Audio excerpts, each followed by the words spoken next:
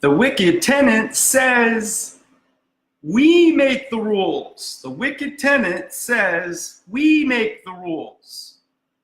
We get the fruit of the vineyard, right? Isn't that what the global elite are doing today? stealing in the name of Yah, taking over. What's going on? Bass Zotemeyer. I don't know if I pronounced that right. All right. So the parable of the wicked tenant should be read right now. So it's in Matthew and Luke. So Luke 9 through 19. Here it's listed as the parable of the vine growers, but it's it's the same thing as in Matthew. It's the parable of the wicked tenants. And he began, Jesus speaking, Messiah, Yahshua, Yah who saves. And he began to tell the people this parable. A man planted a vineyard and rented it out to vine growers and went on a journey for a long time. At the harvest time, he sent a slave to the vine growers so that they would give him some of the produce of the vineyard. Right? So our command at the Garden of Eden that was given to humanity, or to Adam and Eve, was that we are supposed to be the gardeners, that we're supposed to be the caretakers to the garden. So Jesus is referencing this fact from the Old Testament. What's our whole purpose? Why are we human beings here? Right? Are we supposed to be just taking it over and just doing with it as we please, doing what's right in our own eyes? Okay, so again, at the time, we're in Luke 20:10. At the harvest time, he sent a slave to the vine growers so that he would give him some of the produce of the vineyard. But the vine growers, tenants, beat him and sent him away empty-handed. Think of messengers of Yah, prophets who came and were murdered. And he proceeded to send another slave, and they beat him and also treated him shamefully and sent him away empty-handed. Verse 12. And he proceeded to send a third, and this one also they wounded and cast out. The owner of the vineyard said, Yahweh, what shall I do? I will send my beloved son. Perhaps they will reject him.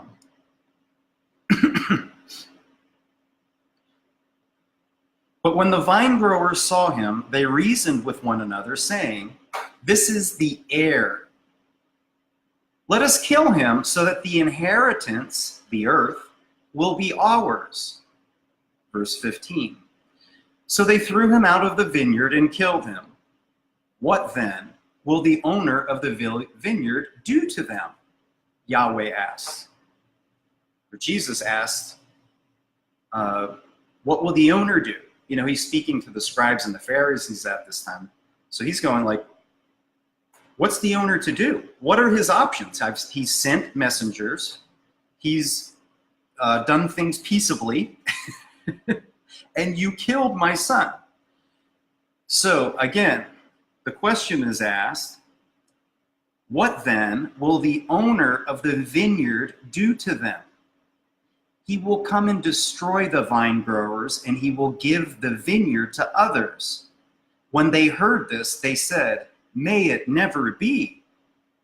But Jesus looked up at them and said, what then is it written?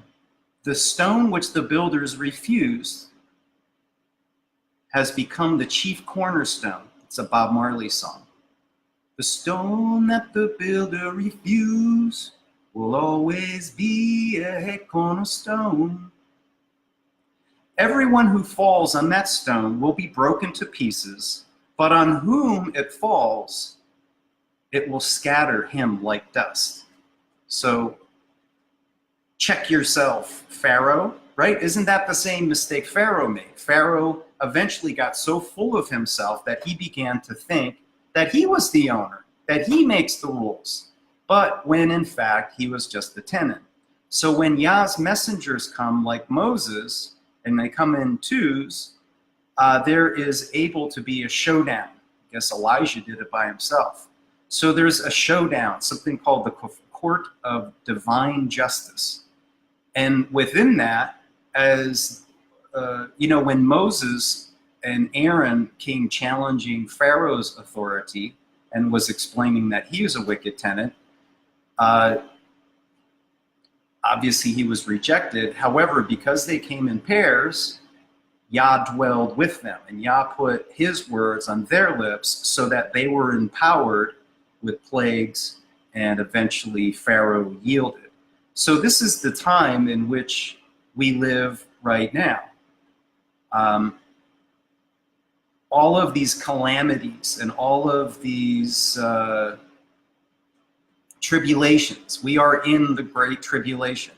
There are millions of people dying and starving and being tortured, and Sodom and Gomorrah is running wild, right? At the time of Sodom and Gomorrah, there wasn't like a level of evil past that. Two angels came down sent by Yah, and literally the Sodomites tried to rape the angels, right? That's how, think of this society of rebellion, right?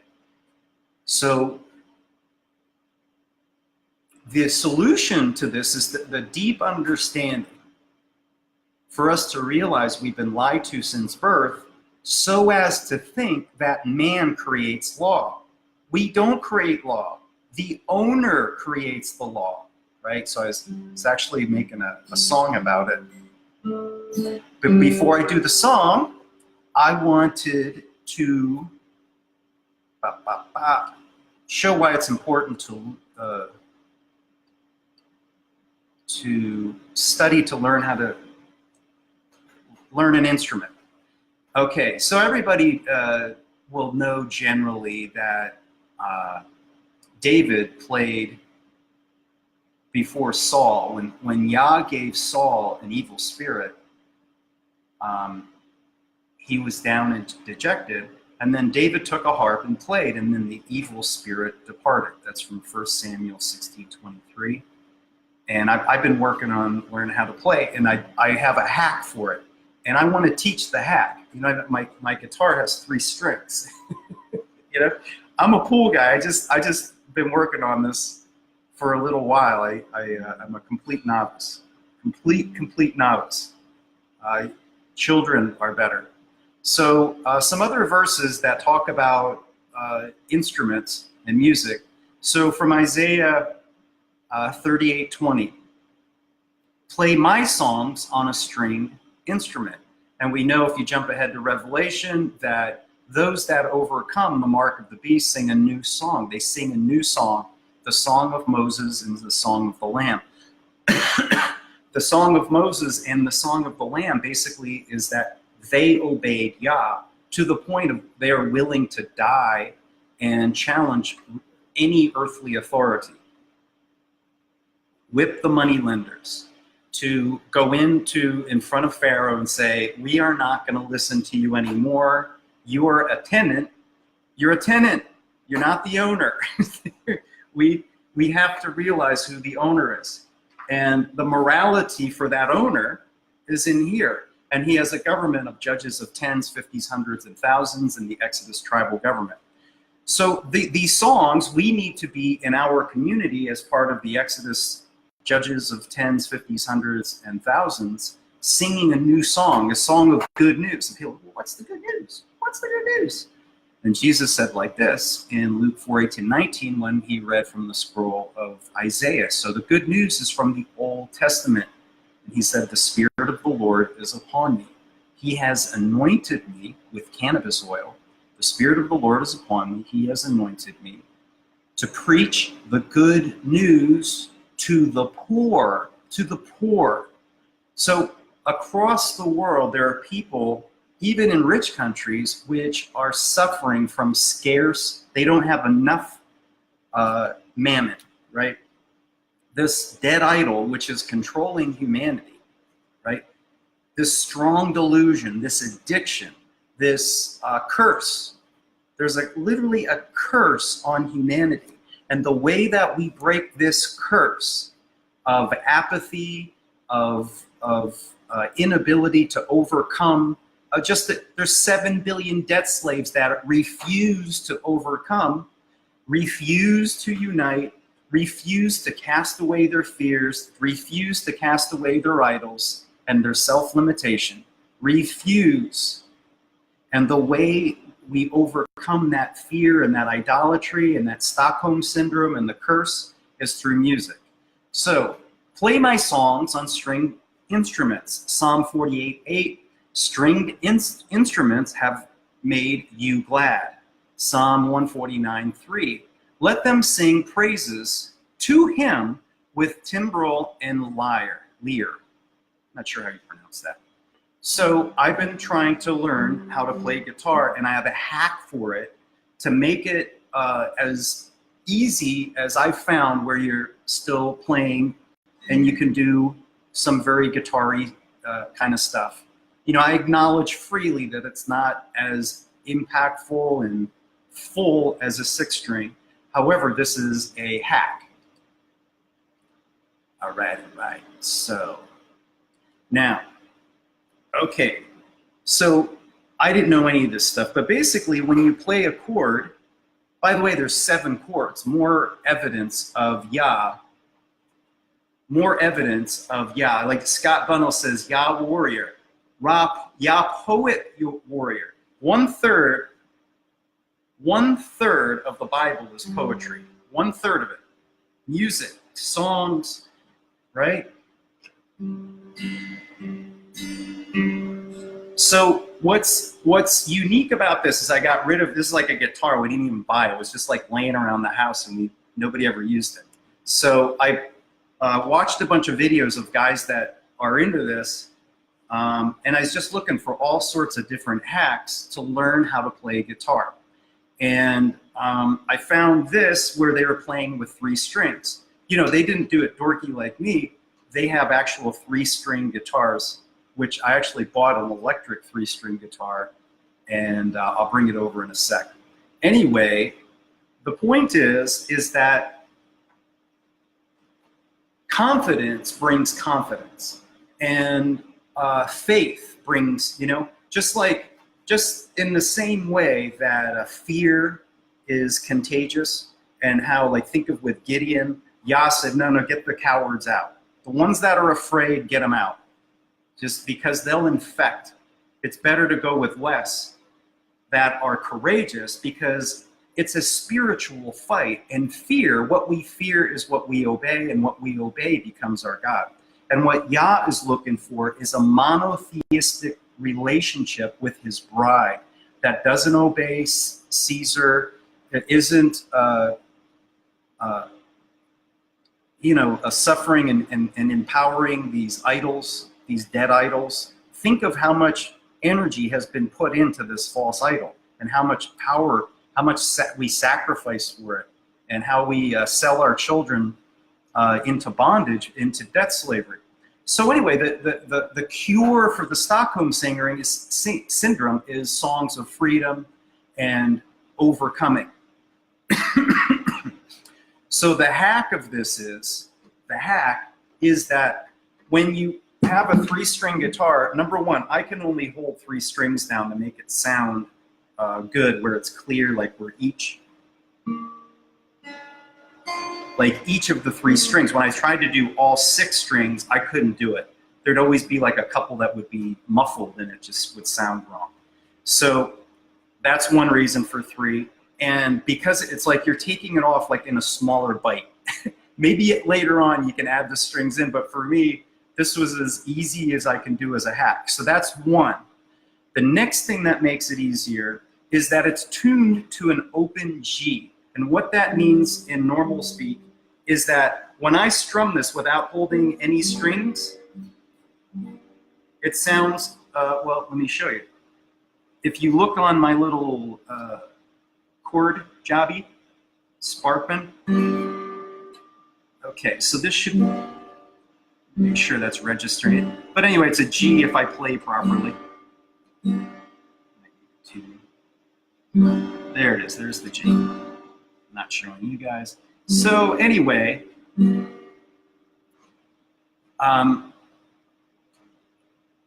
now instead of having to contort your fingers, right, and learn all the tabs and all that kind of stuff, all you have to, kind of like a piano, is you're just holding down individual frets, because each fret, the one with the markers on it, right, that's a C. So it's A, B, C, D, E, F, G. There's 7, right? So up here's an A, there's a B, there's a C. I put it on a marker. I mean, literally, I put a piece of tape on the back of this, right? This is straight up learning from scratch. So that's my C, that's my D, and going down, that's an E. Up here, this is the B. All right, so I'm making it as cheap and easy as you can possibly imagine, right? So the basis of the video is the wicked tenant says we make the rules, right? The wicked tenant says we make the rules. So I'm gonna play a song that I just made up a couple minutes ago about that parable of the wicked tenant. So since birth, we were taught with like that jam rock, with like Sesame Street or Saturday School Rock or whatever, how you make a law, right? You submit a bill and then they deliberate and they vote and we have representatives and all that nonsense. Well, that's not true. Under Yah's law in Isaiah 33:22 and James 4:12, Yah says he's the lawgiver, the creator. The owner makes the rules. The owner makes the rules. All right, so I'm teaching how simple it is, like relatively, to play guitar with this setup. It's a hack. So now if you hold these 3 strings down, I'm moving the right way. All right, so that's my C. That's a D.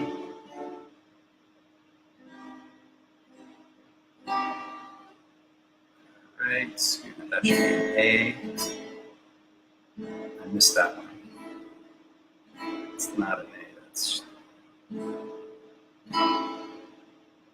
the C's down here. It's reading a C. So the point being is when you mess around with this, you'll eventually get a feel for it. This is your C, this is your D, this is your E, and you're tuning it in an open G. And the way you know how to tune it is you do each of the individual strings. So if I just do that individual string, it should be a G, D, G. So you can watch videos of this on YouTube, and what's cool about it is because it's so simple, you can come to the point where you can just make songs up. And the reason why that's important for all Yah warriors, Yah warrior poets, is that under the biblical government, it's bottom up, right? It's completely a grassroots system. So you have judges of 10s, 50s, 100s, and 1000s starting at the bottom. So what we're actually be doing is planting gardens, just like Yah told Jeremiah, I've given you authority to plant and to pluck up. We're supposed to be gardeners. We're supposed to be planting churches, true scriptural churches. True scriptural churches, meaning that within that tribe, right, we're supposed to have tribal exodus government. That we completely reject all of Babylon's authority. Just reject it. It doesn't exist. And the reason that it continues to exist is that Yahweh is allowing it to chasten us till eventually the pain becomes so great, in the same way the Exodus Israelites were being culled, while in captivity, Pharaoh was killing the male children. That, you remember the story about Moses being put into a little ark, and then he floated down the river, and then Pharaoh's house picked them up, right? Because they're killing the boys, just like they're killing the boys during Jesus's time, trying to get to Jesus. So the proof of the Bible is the fulfillment of prophecy insofar as what has been done will be done. There's nothing new under the sun. So those of you that can see with anointed eyes should be able to see this world that we're living in. It's just Sodom and Gomorrah. It's the Israelites in captivity under Pharaoh. It's the same thing. What do you do as the solution? Well, you got to gather the tribes, all 12 tribes, including the house of Judah and the house of Israel, which is Israel is the 10 northern tribes. And a lot of people don't understand any of this identity stuff, but it's absolutely important that you recapture your tribal identity, because you want to have direct revelation with Yah, because Yah's outpouring of his Holy Spirit when we end our rebellion, because collectively all of us are the bride. And if we're in a bride in rebellion, where we're whoring with all these earthly idols, like the US Constitution, that's a dead idol. Like Federal Reserve notes, these are dead idols. All of these things are dead idols, and the cannabis of Exodus is a tool to help dissolve the idolatry and to help restore the holy internet, the internet connection that was created with Moses and Yahweh, or Moses and Elijah, or men that spoke directly to Yah. That is your future. And if you don't have that direct connection, you're missing out. You are missing out. Okay, so the next step of that is the spiritual revolution individually. And, if you go, running through your neighborhood saying, these guys they're doing chemtrails and 9/11's a false flag, everybody's going to freak out, and that doesn't work. That's not how it works. However, you don't also just do nothing and you don't vote. So the way through all of this is just following the biblical structure of the feasts of Yahweh, that there's 7 feasts, right? There's 7 chords on a guitar. There's 7 chords, period. There's 7 colors in the rainbow. Every 7 years, all debts are forgiven. This cycle of 7 matters very importantly, because it's the cycle commanded by the owner. The renters have corrupted it. They made it into Sunday. The owner said it's Saturday. The renters say Christmas, Easter, and Sunday, and worship, and all of that, and vote, right? The owner says, no, you choose, out of your men, all of the men in your tribe. Like if I went out to my neighbors, there's 10, but I got to know them. And that's the thing, is we got to get to know our neighbors so that we can be tribal. So this is going to be a process. It's going to be, unless, you got like a group of friends that you already have that relationship with already. But sadly, I don't. Like even after living here for 20, I know the guys like immediately next to me, but there's a subdivision that they just opened up over here. And that is our next step, is that we have to return to a normal society where the products were self-sufficient. We can create the things required to survive, like our food, water, housing, transportation fuels, heating fuels, all that kind of stuff. The way the American Indians were, or think of the Amish. The Amish never gave up their tribal self-sufficiency, and we need to recover that. So, all right, I showed a little bit of the guitar. So I wanted to make like the simplest song possible, because this is my first one. So I'm gonna move this over. Hopefully I don't hack it up too much. Okay. There we go. All right, so all I'm doing is doing the top chord down. I've kind of carpal tunnel syndrome a little bit from working with my hands. I build pools. And anyway, using this, I don't have to pinch the pick, so it's nothing, it's just easier to use for me. So I'm flicking down, my strum is down one and up with the others. It's like about the easiest song you can possibly imagine. So it's about the parable of the wicked tenants.